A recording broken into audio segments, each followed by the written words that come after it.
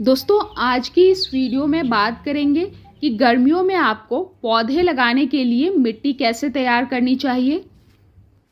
जैसे गर्मियों में सबसे ज़्यादा दिक्कत आती है कि खासकर जो गमले या ग्रो बैग में लगे हुए पौधे होते हैं उनकी मिट्टी बहुत ही जल्दी सूखती है, जिससे एक तो पौधे की जो ग्रोथ है वो बिल्कुल भी अच्छी नहीं हो पाती है, प्लस पौधा बहुत ही जल्दी या तो मुरझाने लगता है या बहुत जल्दी सूख के जलने लगता है पौधा। तो चलिए देखते हैं कि गर्मियों के लिए पोषक तत्वों से भरी मिट्टी कैसे बनानी है और साथ ही साथ गमले या ग्रो बैग को किस प्रकार भरना है, जिससे हमेशा आपके गमले या ग्रो बैग में नमी बनी रहे और पौधे की जो ग्रोथ है वो बहुत अच्छे से हो सके। तो जिसमें भी पौधा लगाना चाहते हैं आप, जैसे जिसमें भी मिट्टी आपको भरना है, जैसे गमले ग्रो बैग जो भी यूज़ कर रहे हैं उसको ले लें आप। अगर आपको गर्मियों में बहुत ज़्यादा पौधे सूखने की प्रॉब्लम आ रही है तो मैं आपको सजेस्ट करूँगी कि आप इस तरह से मिट्टी का गमला यूज़ करें। मिट्टी के गमले में नमी बहुत ज़्यादा देर तक बनी रहती है, इससे पौधे की जड़ों को ठंडक भी बहुत अच्छे से मिलता है, जिससे पौधा जल्दी सूखता नहीं है, प्लस पौधे की ग्रोथ भी इसमें बहुत ही अच्छी तरीके से होती है। बाकी आपके पास जो भी अवेलेबल है उस हिसाब से आप उसमें पौधा ग्रो करें। अब आप जब भी गमले या ग्रो बैग यूज़ करते हैं, खासकर गर्मियों में, तो उसमें क्या अगर ड्रेनेज होल्स यानी पानी निकलने का जो छेद है वो बहुत ज़्यादा बड़ा बना होता है, तो हल्का आप इस तरह से छोटे पत्थर या ईंट के टुकड़े या पुराने गमले के टुकड़े वगैरह का इस्तेमाल करके उन होल्स को आप हल्का कवर कर देंगे तो ज़्यादा अच्छा होगा। क्योंकि मैक्सिमम टाइम क्या होता है कि जो भी आप गमले ग्रो बैग में पानी देते हो उसमें अगर छेद पानी निकलने के लिए बड़ा होता है तो पानी जो है वो मिट्टी उसको पानी को सोख सके उससे पहले ही जो पानी है वो ज़्यादातर पानी ड्रेन होके उन होल से बाहर निकल जाता है। तो हल्का आप कवर कर देंगे इस तरह से पत्थर या गमले के टुकड़े वगैरह से, तो जो एक्स्ट्रा पानी रहेगा वही गमले से बाहर निकलेगा, बाकी जो पानी रहेगा उसको मिट्टी अच्छी तरीके से सोख लेगा। बाकी मिट्टी यानी पॉटिंग मिक्स तैयार करने से पहले जो भी गमला या ग्रो बैग आप यूज़ कर रहे हैं उसमें सबसे नीचे आपको कोई भी नॉर्मल मिट्टी की एक से 2 इंच की लेयर आपको डालनी है। ज़्यादा नहीं, बस 1 से 2 इंच की लेयर आप नॉर्मल गार्डन की मिट्टी जो है बिना कुछ मिक्स किए आप डाल लें नीचे। अब सबसे नीचे की लेयर में मिट्टी डालने के बाद उसके ऊपर आपको जो सूखे पत्ते हैं उसका इस्तेमाल करना है। सूखे पत्ते एक तो बिल्कुल फ्री में आपको कहीं से भी मिल जाएंगे। ये बेकार का वेस्ट आपके गार्डन के लिए बहुत ही ज़्यादा फ़ायदेमंद यानी यूज़फुल होता है। और ऐसे तो सूखे पत्ते को आप गमले या ग्रो बैग भरने के लिए किसी भी सीज़न में यूज़ कर सकते हैं, लेकिन गर्मियों में इसको इस्तेमाल करने का सबसे ज़्यादा फ़ायदा ये हो जाता है कि सूखे पत्ते में नमी बहुत ज़्यादा देर तक बनी रहती है। यानी जब आप अंदर इसको गमले या ग्रो बैग में डालते हो तो जब आप पानी गमले में देते हो तो ये पानी को बहुत ज़्यादा देर तक सोख के रखता है, जिससे आपके गमले या ग्रो बैग जल्दी सूखेंगे नहीं और आपके पौधे की जो ग्रोथ है वो बहुत अच्छे से होती रहेगी। तो गमले या ग्रो बैग के साइज़ के अकॉर्डिंग आपको सूखे पत्ते की मात्रा डालनी है। जैसे यहाँ पे मैं 12 इंच का गमला जो है यूज़ कर रही हूँ, तो उसमें मैंने 2 इंच की लेयर जो है लगभग सूखे पत्ते डाले हैं। बड़ा गमला या ग्रो बैग भर रहे हैं तो उसमें आराम से आप ज़्यादा मात्रा में यूज़ करें। सूखे पत्तों से कोई भी दिक्कत नहीं आती प्लांट ग्रोथ में, और ये नमी को बना के रखने के साथ साथ बहुत अच्छा जो है ये खाद का स्रोत भी होता है। यानी ये धीरे धीरे डिकम्पोज होकर आपकी मिट्टी को और ज़्यादा उपजाऊ बनाएगा, प्लस मिट्टी को पोषक तत्वों से भरा बनाएगा। अब ये 2 बेसिक चीज़ें यानी मिट्टी की लेयर प्लस ऊपर सूखे पत्ते डालने के बाद अब हम गमले या ग्रो बैग भरने के लिए मेन पॉटिंग मिक्स तैयार करेंगे। तो गमले या ग्रो बैग की मिट्टी यानी पॉटिंग मिक्स बनाने के लिए सबसे पहले आपको जो नॉर्मल गार्डन की मिट्टी होती है उसको ले लेना है। तो जो हल्की भुरभुरी वाली जो लूज़ गार्डन सॉइल इस तरह से होती है आप उसको यूज़ करें। इस तरह से हल्की मिट्टी यूज़ करने से एक तो मिट्टी एकदम लूज़ बनी रहती है, प्लस गमले या ग्रो बैग का जो ड्रेनेज है वो भी सही रहता है।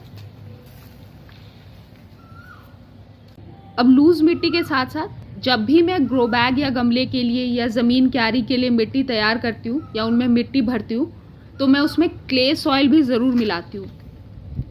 क्ले सॉइल मतलब हल्की जो कीचड़ वाली मिट्टी होती है। क्ले सॉइल में एक तो बहुत सारे तरह के मतलब जितनी भी प्रकार की मिट्टी होती है उसमें सबसे ज़्यादा जो पोषक तत्व हैं वो क्ले सॉइल में ही पाए जाते हैं। प्लस इसकी जो वाटर होल्डिंग कैपेसिटी है वो बहुत अच्छी होती है, यानी पानी को रोक कर रखने की क्षमता बहुत ज़्यादा होती है। स्पेशली अगर आप गर्मियों में मिट्टी तैयार करते हैं पौधे लगाने के लिए तो उसमें आपको क्ले सॉइल की मात्रा हल्की जो इस तरह से कीचड़ वाली मिट्टी है उसको ज़रूर मिलाना चाहिए। ये एक तो आपके गमले या ग्रो बैग में नमी हमेशा बनाए रखेंगे, मतलब गमले या ग्रो बैग की मिट्टी को जल्दी सूखने नहीं देंगे। प्लस ये सबसे ज़्यादा उपजाऊ मिट्टी में से एक होते हैं, तो अगर आप हल्की मिट्टी यानी लोमी या सैंडी सॉइल के साथ साथ आप थोड़ी क्ले सॉइल की मात्रा अगर मिलाते हैं प्लांट ग्रो करते वक्त तो आपकी मिट्टी जो है वो बहुत ही ज़्यादा न्यूट्रिशन रिच तैयार होती है। ये जो मिट्टी के आपको बड़े बड़े टुकड़े दिख रहे हैं ये क्ले सॉइल की पहचान है, और ये टुकड़े इनमें जब पानी मिलेगा तो बहुत ही आसानी से ये गल जाएंगे, मतलब कोई भी टुकड़ा आपका खड़ा नहीं रहेगा। तो पॉटिंग मिक्स के लिए जो आपको रेशियो लेना है वो 50% नॉर्मल मिट्टी लेना है, जिसमें मैंने जो हल्की भुरभुरी मिट्टी है उसको भी लिया है प्लस जो क्ले सॉइल है उसका भी इस्तेमाल किया है, और उसमें आपको लगभग 30% जो है कॉम्पोस्ट का इस्तेमाल करना है। 30% कॉम्पोस्ट में जो आप लें, स्पेशली अगर आप गर्मियों में यूज़ कर रहे हैं तो आप वर्मी कंपोस्ट को यूज़ करें, यानी जो केचुए वाली कॉम्पोस्ट खाद होती है।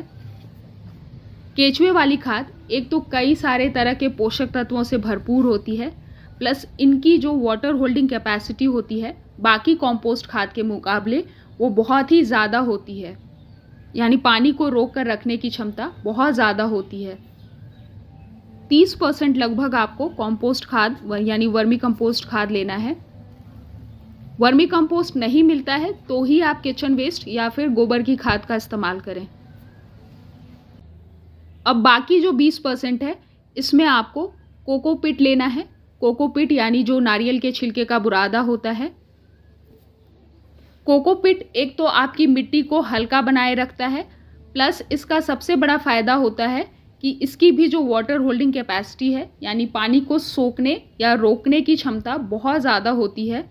इसके इस्तेमाल से मिट्टी जल्दी जल्दी सूखेगी नहीं, नमी ज़्यादा देर तक गमले या ग्रो बैग में बनी रहेगी। प्लस गमले या ग्रो बैग का क्योंकि ये बहुत ज़्यादा हल्का होता है और लूज़ भी होता है तो गमले या ग्रो बैग का जो वज़न है वो भी ज़्यादा नहीं बढ़ने देगा ये। तो ये तो हो गया नॉर्मल पॉटिंग मिक्स, यानी 50% मिट्टी, 30% कॉम्पोस्ट वर्मी कंपोस्ट और 20% कोकोपीट का मिक्सचर। तो सिर्फ इन तीनों को ही मिलाकर आप मिट्टी तैयार कर सकते हैं। बाकी मैं और भी कुछ इसमें एक्स्ट्रा चीज़ें बता रही हूँ, अगर आपके पास है तो आप ज़रूर इस्तेमाल करें। ऑप्शनल है, लेकिन अगर इस्तेमाल करेंगे तो और भी ज़्यादा अच्छा होगा। मिट्टी और ज़्यादा उपजाऊ और मजबूत बनेगी आपकी, जिससे पौधे की ग्रोथ और भी ज़्यादा अच्छी होगी। तो उसमें से सबसे पहली चीज़ है लीफ कॉम्पोस्ट यानी पत्तों की खाद।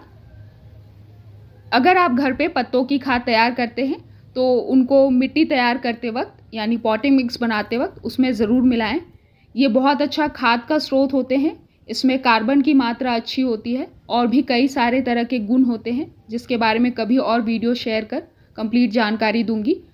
लेकिन इसके एक दो बहुत ज़्यादा जो फ़ायदे ये हैं कि एक तो ये मिट्टी को यानी मिट्टी में ज़्यादा देर तक नमी बनाए रखने के साथ साथ ये मिट्टी को हल्का और वेल ड्रेन्ड भी बनाए रखता है।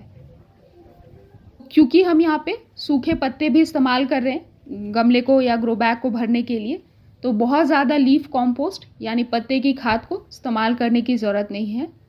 जैसे 12 इंच के गमले के लिए 3 से 4 मुट्ठी काफ़ी होगा। बाकी इससे बड़ा यूज़ करें तो थोड़ी ज़्यादा मात्रा यूज़ कर लें।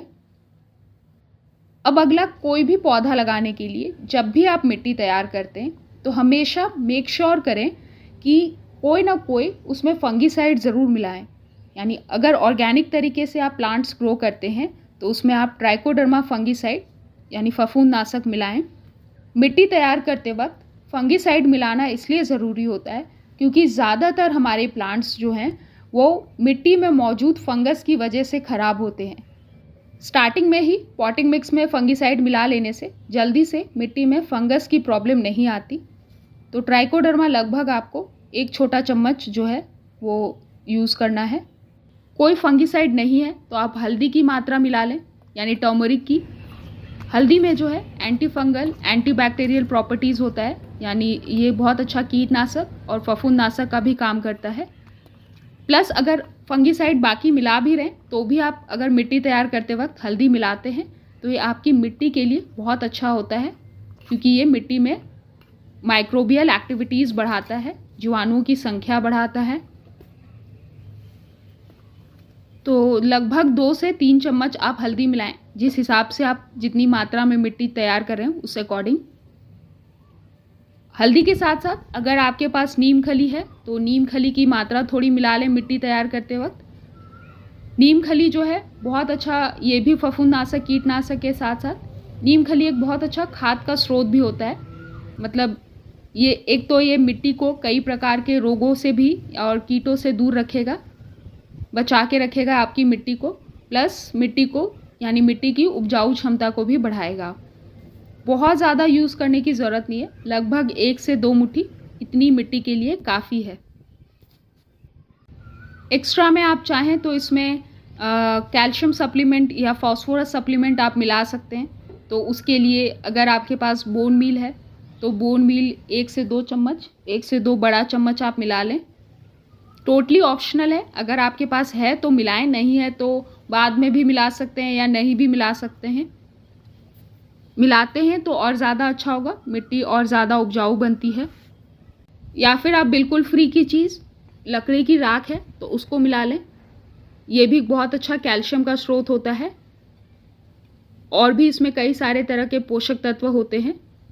और हमेशा ध्यान रखें, लकड़ी की राख को आपको बहुत ज़्यादा यूज़ नहीं करना चाहिए। 2 से 3 चम्मच मिट्टी तैयार करते वक्त काफ़ी होता है। बहुत ज़्यादा यूज़ कर देंगे तो ये मिट्टी के पीएच को भी चेंज कर देता है, इसलिए कभी ज़्यादा मात्रा में यूज़ नहीं करें।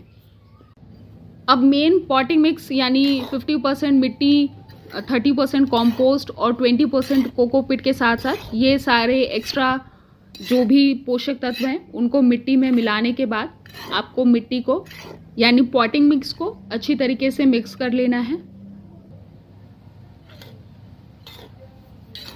ऑर्गेनिक तरीके से जब भी आप पौधे ग्रो करते हैं तो उसके लिए हमेशा अच्छी और ताकतवर मिट्टी तैयार करना बहुत ही ज़्यादा ज़रूरी होता है। तभी आप पौधे की अच्छी ग्रोथ ले पाएंगे और आगे जाकर उससे ज़्यादा फल और फूल ले पाएंगे। और आप एक चीज़ नोटिस करो कि इसमें मैंने लगभग 8 इंच का जो मेरा गमला था उतनी मात्रा में मैंने इसमें क्ले सॉइल यानी कीचड़ वाली मिट्टी मिलाई है।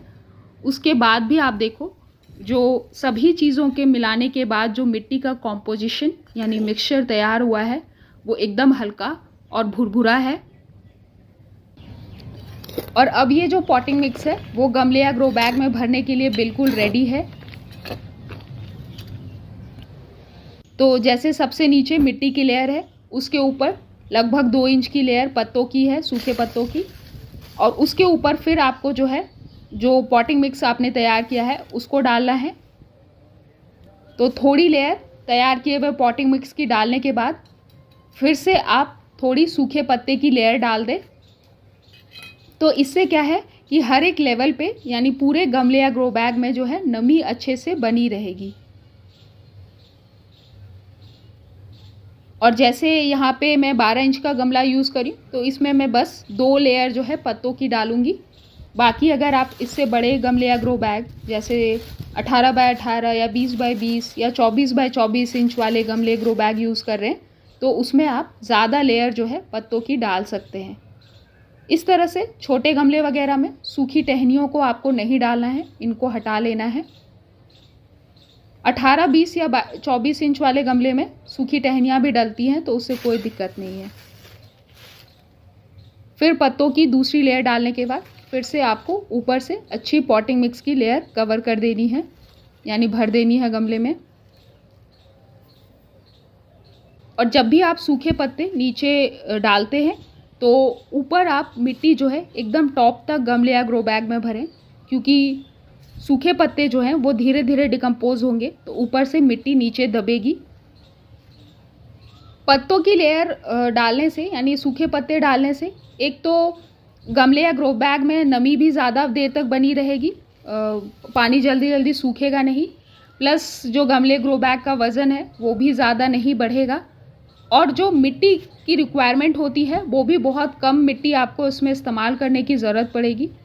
जैसे आप और भी बड़े बड़े साइज़ के गमले या ग्रो बैग भरते हैं तो उसमें आप और ज़्यादा पत्ते की मात्रा को इस्तेमाल कर सकते हैं, और इस्तेमाल करने के कुछ ही दिन बाद ये धीरे धीरे डिकम्पोज होकर खाद का रूप लेने लगते हैं, तो ये मिट्टी के आपको और ज़्यादा उपजाऊ बनाएंगे। अब इस तरह से गमले ग्रो बैग को भरने के बाद आप आराम से उसमें बीज या पौधे लगा के ग्रो कर सकते हैं। बहुत ही ज़्यादा उपजाऊ मिट्टी है, प्लस बहुत सारे ऐसी चीज़ें इसमें डली हैं जो मिट्टी में नमी को बहुत ज़्यादा देर तक रोक के रखेगा, जिससे आपका गमला ग्रो बैग जल्दी सूखेगा नहीं, और तेज़ से तेज़ गर्मी में भी आपके पौधे बिल्कुल हरे भरे और बहुत ही अच्छी तरीके से ग्रो होते रहेंगे। बाकी गर्मियों में कौन से खाद वगैरह को इस्तेमाल करने से पौधे को फ़ायदा मिलता है उसके बारे में ऑलरेडी डिटेल वीडियो चैनल पे अपलोडेड है, लिंक एंड स्क्रीन और नीचे डिस्क्रिप्शन में है, आप चाहें तो वो वीडियो जाकर चेकआउट कर सकते हैं। और आज की ये वीडियो और ये जानकारी पसंद आई तो प्लीज़ एक लाइक ज़रूर करें, चैनल पे न्यू है तो प्लीज़ चैनल को सब्सक्राइब ज़रूर कर लें।